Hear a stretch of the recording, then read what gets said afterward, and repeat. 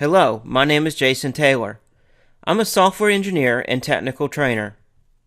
Welcome to my course, Get Going Fast, which is a brief introduction to the Git source control system.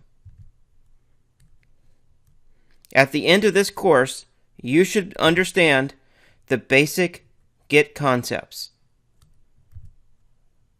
You should be able to manage your projects with Git using the fundamental workflow, including how to start with a new project, working with Git locally, and how to collaborate with others using a hosted Git provider like GitHub.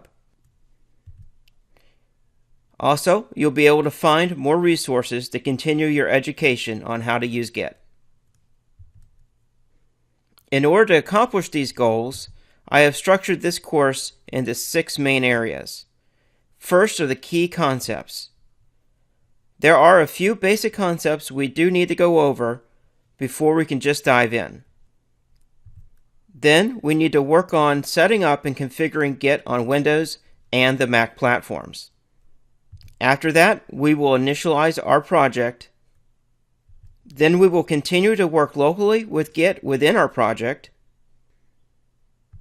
After all that, we will work with a remotely hosted Git repository on GitHub, although any Git hosting service will work. Finally, I have a few parting words and links to additional resources at the very end. I have a few basic assumptions for this course. I will assume that you have basic computer skills.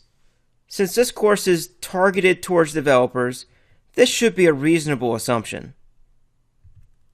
I also assume that you are able to install software, not just technically capable of installing software, but you also have to have the correct rights to your machine for software installations.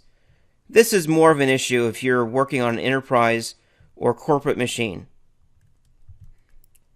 I'm going to assume that you understand the basic need for source control and that you have some fundamental understanding of the principles of source control management. In this course, I will be using the command line. I realize this may intimidate some people, but there are several good reasons for going command line. Git was designed from the beginning to be a command line tool. Git is not stagnant. It's under constant development and new features are becoming available all the time. And those new features usually happen on the command line first. Most online help is command line centric. So if you don't understand the command line in Git, you're going to be lost. The powerful and complicated actions are still mainly command line driven.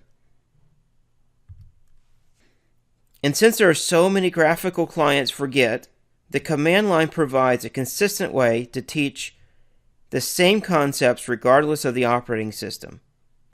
The Git-related commands will be identical across platforms.